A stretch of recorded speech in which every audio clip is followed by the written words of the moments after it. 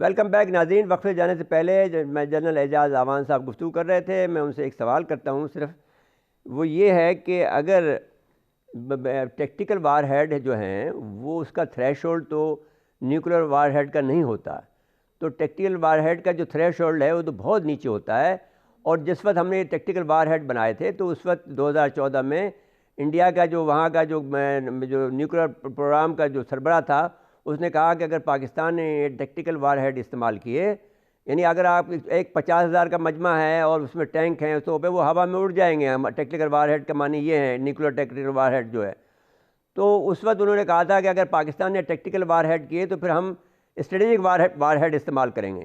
اب آپ فرمائیے کہ اگر ہم ٹیکٹیکل وار ہیڈ استعمال کرتے ہیں، اگر کبھی انڈیا نے کوشش کی، جن کے سارے جو آپ نے جانتے ہیں کہ جو سارے ان کے جو گیریزنس ہیں وہ 140-150 کلومیٹر ہمارے سرحد سے دور ہیں، تو ہم نے 160 کی رینج تک کے بنا لیے ہیں میزائل بھی اور ہمارے جہاز بھی اور نیوکلیر وار ہیڈ بھی. جی مرزا صاحب دیکھیے، بات یہ ہے کہ جو نیوکلیئر ویپن ہے یا جو ایسکلیشن لیڈر ہوتی ہے، جس کو ہم کہتے ہیں کہ بتدریج جنگ میں بڑھاوا بڑے ویپنز کی طرف کس طرح سے ہوگا، یا دشمن کے جو آپریشن ہیں ان کے اگینسٹ ریسپانس دشمن کا کیا ہوگا، اس کو کنٹرول کرنا کسی کے بس کی بات نہیں ہوتی. جب جنگ کا آغاز کر دیا جائے تو یہ پھر دشمن کے ریئیکشن پہ ڈیپینڈ کرتا ہے کہ ایسکلیشن لیول کہاں تک جاتا ہے.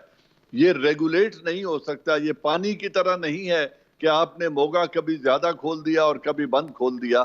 جب ایک دفعہ جنگ کا آغاز ہو جائے تو اس کی ایسکلیشن کو کنٹرول کرنا بڑا ہی ایک مشکل مرحلہ بن جاتا ہے. اب رہا ٹیکٹیکل نیوکلیئر ویپن کا، بات یہ ہے کہ ٹیکٹیکل نیوکلیئر ویپن یقیناً لو ییلڈ ویپن ہوتے ہیں. لو ییلڈ اینڈ ہائی ییلڈ کی ہم بات کرتے ہیں تو جو ڈیزرٹ کے وہ علاقے، ریگستان میں، صحرا میں وہ علاقے جہاں ہم فارورڈ ایریا چھوڑ کر پیچھے دفاع لیتے ہیں، اگر دشمن اپنے ٹینکوں کے ساتھ اور اپنے بختر بند ڈویژنز کے ساتھ وہ اس میں آ کے داخل ہو جاتا ہے خود ہمارے ملک کے اندر، تو اس اپنی ہی سرزمین کے اندر وہ ویپن استعمال کرنا تاکہ وہاں دشمن کا جتنا بھی آرمڈ فورسز ہیں وہ تباہ ہو جائیں، اس کی کانوٹیشن ڈیفرنٹ ہے.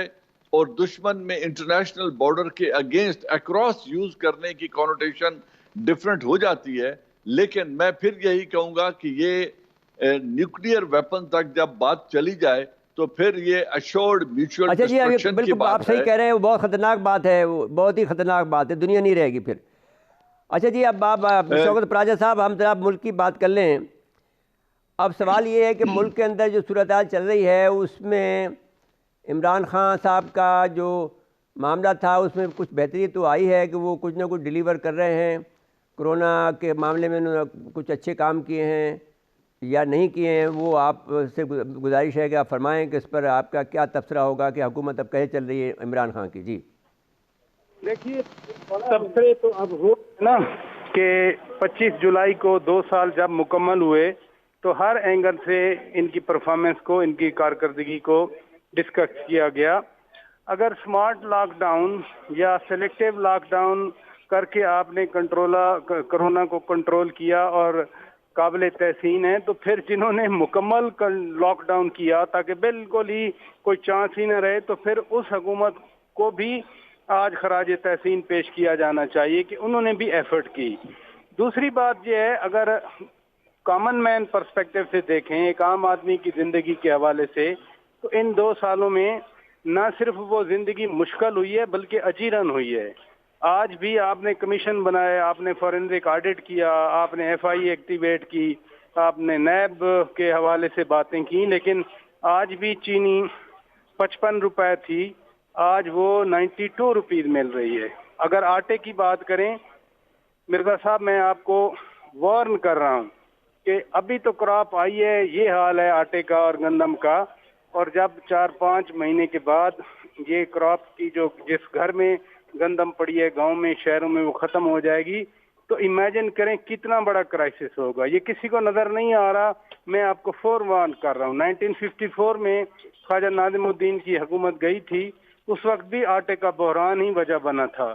تو آٹا ہو، چینی ہو، ہر گھر کی یہ ضرورت ہاں ہوتی ہے. لیکن اس میں ہر راجہ گھر صاحب میں ایک آپ بات نے یاد مجھے رکھیں. ڈسٹرب کر دیا. ہر گھر نہیں میں نہیں آپ نے مہنگائی کا پہاڑ پھینک دیا. یہ اور بالکل پھر درست آپ بات کہہ رہے توقع ہیں آپ. کریں کہ لوگ تعریف کریں گے. لوگ تعریف نہیں کر رہے.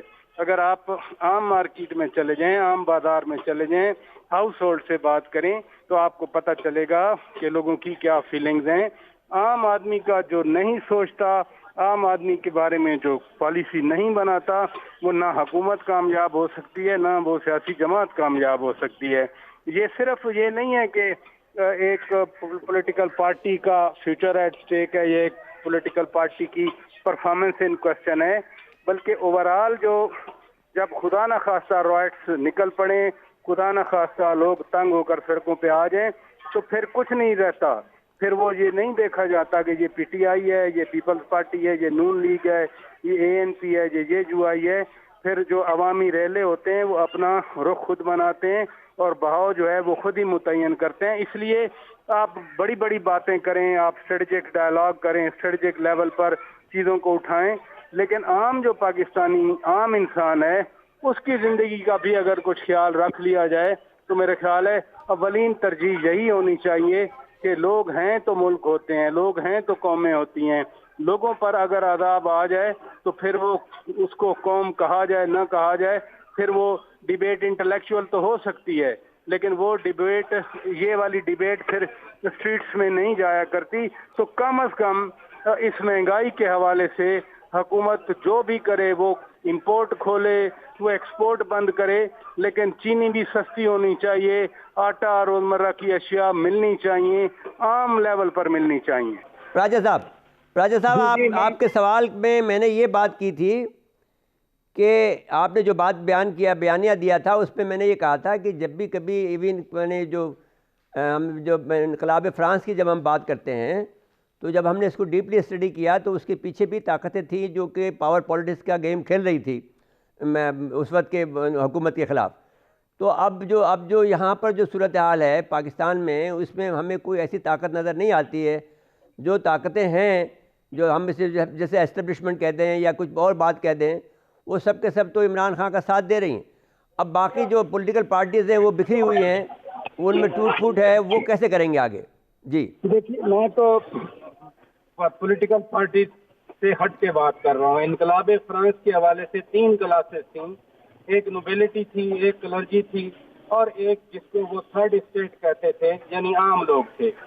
جب یہ کہا جائے عام لوگوں کے بارے میں کہ جی اگر ان کے پاس روٹی نہیں ہے تو یہ کیک کیوں نہیں کھا لیتے, اٹ مینس کہ پبلک جو مسائل ہیں ان کا ادراک نہیں ہے. پبلک کے لیے جو مسئلات چیزیں بن رہی ہیں وہ ہمارے حکمران, یعنی اس وقت کے حکمران, وہ اس کو سمجھتے ہی نہیں ہیں. اور یہ صورتحال پاکستان میں ہے.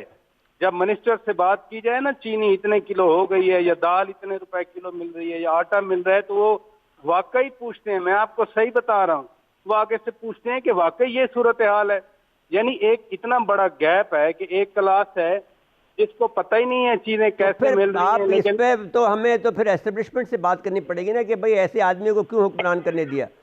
تو یہ بات ٹھیک ہے آپ کی. جاوید صدیق صاحب آپ بھی تبصرہ فرمائیں, کیونکہ جو پوری پولیٹیکل پارٹیز ہیں وہ ٹوٹی پھوٹی ہیں, اور اس میں کیا ٹوٹ پھوٹ ان میں بہت زیادہ ہے, ان میں بہت زیادہ کوئی طاقت نہیں ہے کہ وہ آدمی آگے بڑھ کر کام کوئی کر سکیں. ساری کی ساری جو ہیں پارٹیاں ایک ون مین شو ہیں. تو اس پر آپ تبصرہ فرمائیں. میرا خیال ہے کہ یہ سب کیا دھرا ان پارٹیوں کو اپنا ہے. انہوں نے اپنے آپ کو پولیٹیکل پارٹی کے طور پہ اسٹیبلش کرنے کی کوشش نہیں کی, اور پاکستان کی پالیٹکس کا ایک بہت بڑا المیہ یہ ہے کہ پولیٹیکل پارٹیز کے اندر ڈیموکریسی نہیں ہے. جیسے آپ نے کہا ون مین شو ہے, تو ایک پارٹی پر ایک کنبے کی یا ایک خاندان کی لیڈرشپ مسلط ہے, دوسری پر دوسرے کی ہے, تیسری پہ تیسرے کی ہے.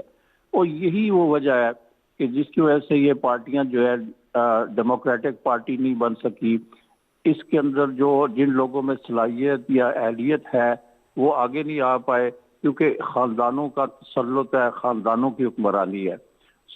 یہ جو آپ کہہ رہے ہیں کہ اس وقت جب ہم دیکھتے ہیں کہ اگر موجودہ حکومت جو ہے وہ ناکامی کی طرف جا رہی ہے, اور 2 سال اس کو نہیں، اقتدار جو میں آئے شوکت ہو پراجا چکے. صاحب نے، جو میں بات کہہ رہا ہوں، شوکت پراجا صاحب نے ایک الارم بجایا ہے جو کہ ایک بہت بڑا ہے، بڑی بات ہے. وہ یہ ہے کہ وہ یہ کہتے ہیں کہ یہ کیوس ہونے جا رہا ہے، لوگ باغ خود بخود اٹھ پڑے ہوں گے. تو کیا پاکستان میں، ہماری اسٹڈی تو یہ ہے کہ پاکستان میں لوگ باغ خود نہیں کھڑے ہو سکتے. ہماری بہت ڈیپ اسٹڈی ہے جو 70 سال کی سمجھ لیں آپ، یا 68 سال کی سمجھ لیں، کہ ہم تو پالیٹکس میں اتنے سالوں سے ہیں.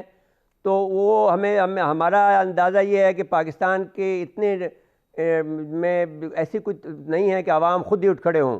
اس کے پیچھے جب میں نے انقلاب فرانس کا انہوں نے حوالہ دیا، میں نے دیا تھا، میں نے کہا اس کے پیچھے بھی ایک طاقت پاور، جو جب ڈیپ اسٹڈی کی گئی تو پاور پالیٹکس وہاں موجود تھی.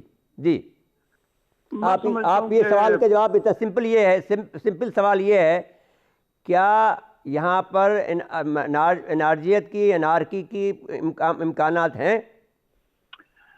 اس طرح کی کلاسیکل سینس میں نہیں ہے جس طرح کہ آپ فرما رہے ہیں، یا انقلاب فرانس کی بات کرنا ہے، یا ایران کی، انقلاب ایران کی 79 والے کی، یا چائنا میں ماؤ زیڈونگ والی.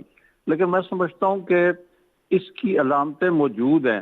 جب آپ کے نظام فیل ہو رہے ہوں، مثال کے طور پہ آپ کی مقامی حکومتیں جو ہے وہ ڈیلیور نہ کر پا رہی ہوں، انصاف کا نظام ٹوٹ پھوٹ کا شکار ہو، اور لوگ مایوسی کا شکار ہو جائے، اور ان کی جو کیپیبلٹی یا صلاحیت ہے وہ نیشنل ریکنسٹرکشن یا پروڈکٹیوٹی کی طرف نہ جا رہی ہو، بلکہ ایک افراتفری ہو، مایوسی کا عالم ہو، تو ایک کیوس کی یہ بھی سچویشن ہو سکتی ہے.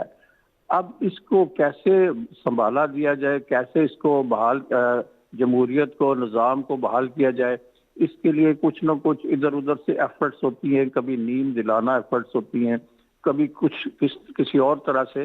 لیکن ایک مکمل نظام کو اوور ہال کرنے کی جو ضرورت ہے، جو کہ یہ تبدیلی لانے کا وعدہ کر کے آئے تھے، ان کے اندر یہ صلاحیت نہیں تھی. It was too big a task for them to complete.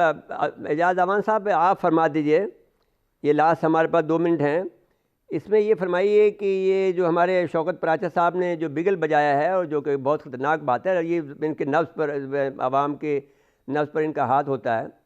یہ بڑے اینکر ہیں، بڑے صحافی ہیں، تو انہوں نے جو کہا ہے کہ کیوس ہو سکتا ہے اور انارکی ہو سکتی ہے، تو آپ کے خیال میں یہ ایسا ممکن ہے؟ مرزا صاحب، میں نہیں سمجھتا کہ ایسا ممکن ہے. میں جو ہمارے دوسرے پارٹیسپینٹ ہیں، معذرت کے ساتھ ان کا نام مجھے نہیں، آپ کوئی بات نہیں، آپ اپنی رائے دیں. وہ بھی میں ان کی یہ رائے کہنا دی. چاہتا ہوں کہ ایسے امکانات بالکل انہوں نے درست کہا کہ نہیں ہیں. اس کی 3 بڑی وجہ ہیں. پہلی بات یہ ہے کہ ہماری سیاسی پارٹیاں ڈسکریڈٹ ہو چکی ہیں. یہ اس وقت نا امیدی 2 چیزوں سے ہے. ایک، پی ٹی آئی کی گورننس یقیناً کمزور ہے. انہوں نے وہ جو توقعات ان سے وابستہ کی گئی تھی، یا انہوں نے جو وعدے کیے تھے، ان پر وہ پورے نہیں اتر سکے ہیں. لیکن ساتھ یہ بھی ایک سب کو نظر آ رہا ہے کہ اس ملک کی سب سے بڑی پارٹی جو 12 سال سے ایک صوبے میں حکومت کر رہی ہے، اس صوبے کی حالت دیکھ لیں تو پیپلز پارٹی کی کوئی سٹینڈنگ نہیں بنتی کہ وہ آواز اٹھائے مرکزی حکومت کے خلاف یا دوسرے 3 صوبوں کے خلاف. وہاں تو کراچی میں کوڑے اور کرائم ریٹ تک وہ کنٹرول نہیں کر سکے. تو کہنے کا مقصد یہ ہے کہ اس وقت نظام سے بے دلی ہے. جوڈیشل سسٹم اس حکومت کا بنایا ہوا نہیں ہے، لیکن وہ پرفارم نہیں کر رہا، لوگوں کو انصاف نہیں مل رہا. اسی طرح بیوروکریسی جو ہے وہ بلیک میل پر اتری ہوئی ہے، اور وہ حکومت کو ریزسٹ کر رہی ہے پرفارمنس میں، کیونکہ جس طرز حکومت کے وہ عادی ہیں، وہ طرز حکومت عمران خان کی طرف سے کھل کے کھاؤ اور کھلاؤ والا نظام ان کو چاہیے تھا، وہ نہیں بن رہا ہے. ایجوکیشن سسٹم ہے، لیکن آپ لینڈ سوال یہ ریفارمز ہے ہیں، کہ جب اگر ریونیو عمران خان سسٹم ہے. انقلاب لانا چاہتے تو ان کی پہلا کام یہ تھا کہ وہ اپنی ٹیم تو اچھی بناتے.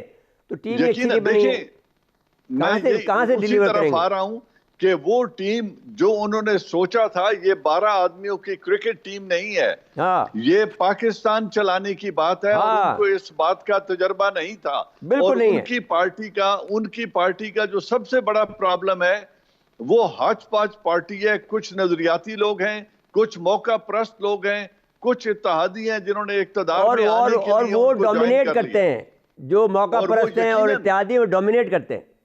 تو جس شخص کے پاؤں کے ساتھ پتھر بندھے ہوں وہ دور تک تیر کے نہیں جا اچھا جناب، بہت بہت شکریہ جنرل اعجاز اعوان صاحب، محترم ہمارے برادر محترم شوکت پراجہ صاحب، برادر محترم جاوید صدیق صاحب، ہم آپ کے انتہائی مشکور ہیں کہ آپ نے وقت دیا. اور ہم نے ایک عجیب بات جو شوکت پراجہ صاحب نے کی ہے وہ ایک قسم کی میرے خیال میں الارم انہوں نے بجا دیا ہے، اور وہ ایک خطرناک الارم ہے کہ پاکستان کے عوام کو، پاکستان کے اسٹیبلشمنٹ کو، پاکستان کے دانشوروں کو اور پاکستان کی حکومت کو یہ سوچنا چاہیے کہ یہ جو کچھ بھی خطرات کا اظہار ہو رہا ہے، اور یہ ایسے لوگ ہیں کہ جو کوئی معمولی لوگ نہیں ہیں، انہوں نے اپنی بہت خدمات انجام دی ہیں اور عوام کے ساتھ لوگ رہتے ہیں، تو انہوں نے گفتگو کی ہے. لیکن بہرحال یعنی بہتری کی گنجائش ہے. اگر فرض کر لیجیے کہ یہ انارکی نہ بھی ہو تو بھی کم سے کم عوام مشکلات کا ضرور شکار ہے، جس کو دور ہونا چاہیے. اس کے بعد لیتے ہیں اجازت. اللہ حافظ.